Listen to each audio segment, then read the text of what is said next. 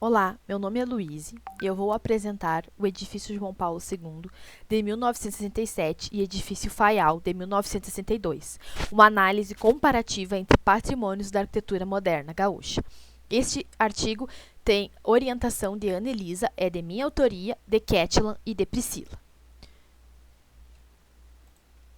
Então, o movimento moderno no Brasil, ele inicia a partir de 1930. No Rio Grande do Sul, o movimento moderno ele iniciou a partir de 1950, motivado por três fatores cruciais, que é os concursos de arquitetura, que eram realizados para a construção de prédios públicos estaduais, ou nos quais houveram propostas modernas de arquitetos renomados da escola carioca. A implantação dos primeiros cursos superiores exclusivamente de arquitetura, que foram estruturados com a vertente moderna que era lecionada no Rio de Janeiro e contribuíram para formar o primeiro grupo de arquitetos que contribuíram para a arquitetura moderna gaúcha com importantes obras. E a implantação dos órgãos de classe, que foram fundamentais para o fortalecimento da profissão. Já na cidade de Santa Maria, o movimento moderno inicia em 1950, influenciado pela implantação da Universidade Federal de Santa Maria, que posiciona a cidade no cenário nacional da arquitetura moderna. O artigo ele realiza, então, uma investigação projetual comparativa entre duas edificações, o Edifício João Paulo II, de 1967, localizado na cidade de Santa Maria, de Jaime Mazuco, e o Edifício Faial, de 1962, em Porto Alegre, do arquiteto Emil Beretti. Ele possui, então, a análise de aspectos formais, sobretudo das fachadas de ambas as edificações, e possibilita identificar possíveis referências entre a composição da arquitetura de Mazuco e Beretti. Jaime Mazuco, então, ele é formado pela UFERGS em 1963, iniciou sua carreira em Santa Maria, com mais de 53 obras modernas espalhadas pela cidade. É uma figura importante na evolução arquitetônica de Santa Maria, contribui para o primeiro plano diretor e código de obras, auxiliando na construção e organização territorial da cidade, participou da criação do curso de Arquitetura e Urbanismo da UFSM e atuou como docente desde 1971. Marcando o início de uma carreira que influencia profundamente várias gerações de arquitetos. Já o arquiteto Emil Beretti, ele é formado pela primeira turma de arquitetura do IAB, inicia sua carreira profissional na década de 1950, com ênfase na tipologia de edifícios multifamiliares, atua como professor no curso de arquitetura da Universidade Federal do Rio Grande do Sul, de 1949 a 1984, e ele foi um dos professores de Jaime Mazuco entre os anos de 1959 e 1963. Então, o Edifício João Paulo II, de 1967, é de autoria do arquiteto Jaime Mazuco. Ele possui tipologia comercial, contendo salas comerciais, áreas de serviço e apoio. Ele está inserido em um terreno localizado na Avenida Venâncio Aires, bairro Central, dentro do meio urbano da cidade de Santa Maria. A edificação ela possui uma área construída de 2.175 metros quadrados, distribuídas em um térreo comercial e uma torre de 10 pavimentos, mais um terraço acessível. A edificação ela recebe o nome de João Paulo em homenagem ao seu pai, Simão Mazuco, e o edifício ele integra um conjunto de 10 construções pioneiras em alturas na cidade, que simbolizam o início da verticalização e a consolidação da arquitetura moderna na cidade de Santa Maria. Então, o Edifício João Paulo II, seu pavimento térreo, ele possui uma distribuição de planta que ocupa integralmente o lote de implantação, abrangendo todo o perímetro do terreno. O programa arquitetônico ele utiliza os limites do lote, incorporando aberturas laterais, concentrando na fachada principal, que é a fachada norte, e na fachada sul. A organização dos setores segue uma lógica definida, com o setor comercial, então, posicionado nas extremidades do edifício, que aproveita a iluminação natural proporcionada pelas aberturas características da fachada. O setor de serviço ele se localiza no núcleo do edifício, distribuindo o apoio para as demais salas comerciais ao longo de todos os pavimentos. Então, o pavimento tipo do edifício João Paulo, ele possui uma distribuição interna que segue o mesmo padrão do térreo, salas dispostas, né, para a fachada norte e espelhadas para a fachada sul. Uma das principais características deste pavimento é a presença da planta livre, que é um dos 5 pontos da arquitetura moderna de Le Corbusier. A planta, ela não apresenta essas divisões internas, o que reflete essa proposta de flexibilidade espacial, proporcionando diferentes configurações conforme a necessidade e adaptação de cada usuário. As aberturas, que se estendem desde o primeiro pavimento, elas se repetem até o 9º e que complementam, né, essa abordagem. Essas salas comerciais, elas são dispostas de forma a se integrar harmoniosamente às circulações verticais e horizontais, otimizando o fluxo e a funcionalidade dos espaços. E essas circulações estão dispostas no centro da edificação. A edificação conta com 2 salas comerciais por andar, totalizando 18 salas comerciais ao longo de 10 pavimentos e 2 por andar. Então, o edifício João Paulo, ele possui um terraço que garante o coroamento do prédio, né? E ele possui 2 jardins, né? 2 terraços jardins em suas extremidades. Mais, né, aqui mais um dos 5 pontos de Le Corbusier que é aplicado a esta edificação. O pavimento, ele abriga, então, uma volumetria centralizada, onde encontra-se o núcleo das circulações verticais, além da casa de máquina e o conjunto de elevadores. Os terraços, eles proporcionam visuais panorâmicas para o centro da cidade, reforçando a ideia, né, de uma criação de paisagem, que é uma proposta incorporada aos jardins projetados por Burle Marx, que busca integrar a arquitetura ao ambiente natural de maneira harmoniosa e inovadora. Então, o edifício João Paulo II, ele emprega, né, revestimentos cerâmicos na sua edificação, em sua materialidade da fachada norte, que é localizada, né, na rua Venâncio Aires. Esses revestimentos cerâmicos, eles apresentam variações de cores vermelha e branca, que destaca a edificação das demais obras lindeiras. As tradicionais caixas compositivas corbusianas, que eram utilizadas até então, aqui, né, elas foram substituídas por composições baseadas em planos, que exploram a diferenciação de materiais, de revestimento e cores. Então, aqui o revestimento cerâmico, ele transcende sua função tradicional de proteção e impermeabilização e ele assume um papel plástico, né, que enriquece o caráter visual da edificação. O revestimento cerâmico na cor vermelha, então, ele moldura delicadamente os pavimentos da edificação, trazendo destaques, né, para essa janela em fita que é incorporada aqui.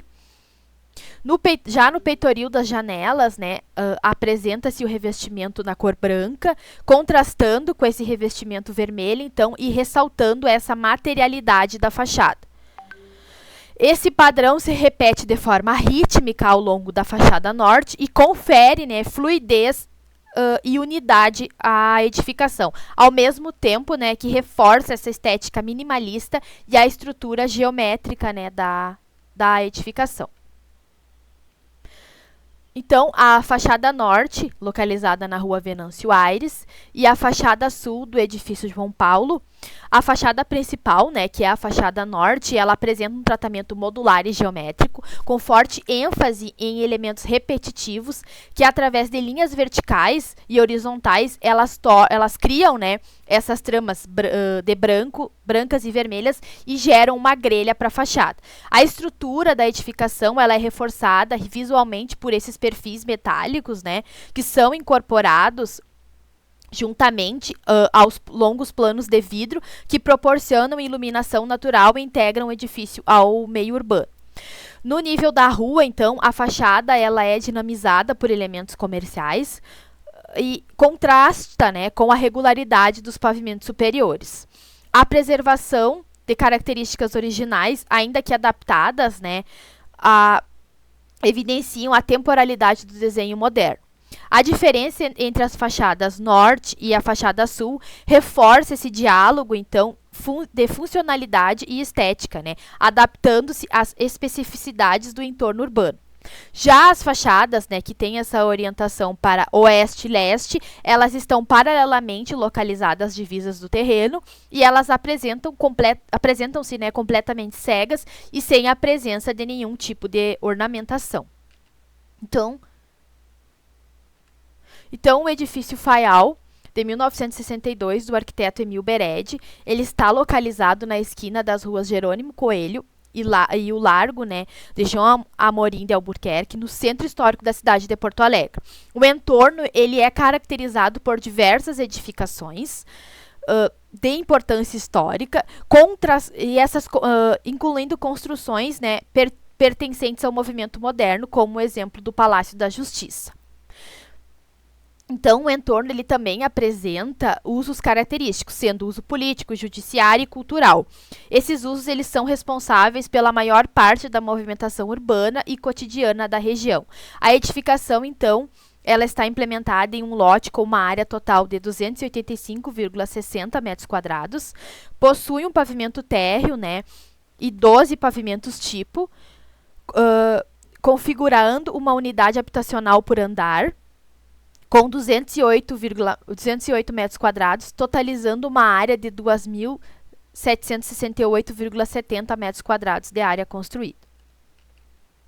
Então, o edifício Faial, a sua planta do pavimento térreo está aqui apresentada, né? Ela possui esse formato prismático e linear, onde estão localizados os acessos principais ao térreo. A área de depósito, a moradia para o porteiro ou o zelador, né? E um playground. Uma das principais características deste pavimento é a presença de uma área livre sobre pilotis, representada aqui na planta, que forma uma galeria aberta, né, criando uma zona de transição entre os limites públicos e privados do lote.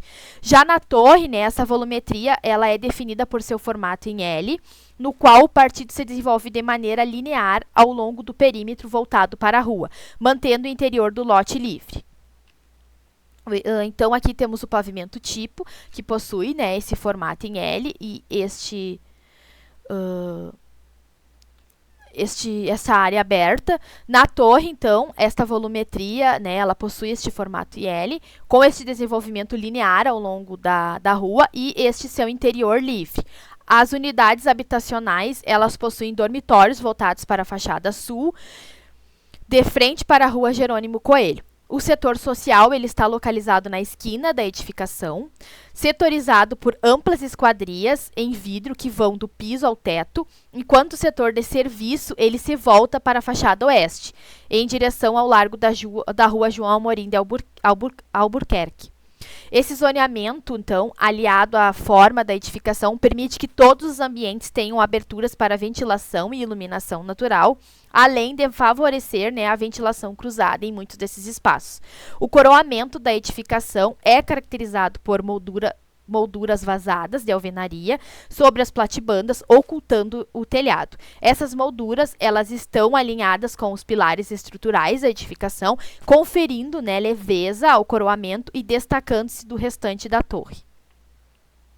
Então, as fachadas do edifício Faial, eles possuem esse tratamento, né, e é apresentado através de diferentes elementos que conversam entre si, buscando caracterizar diferentes funções nesta edificação.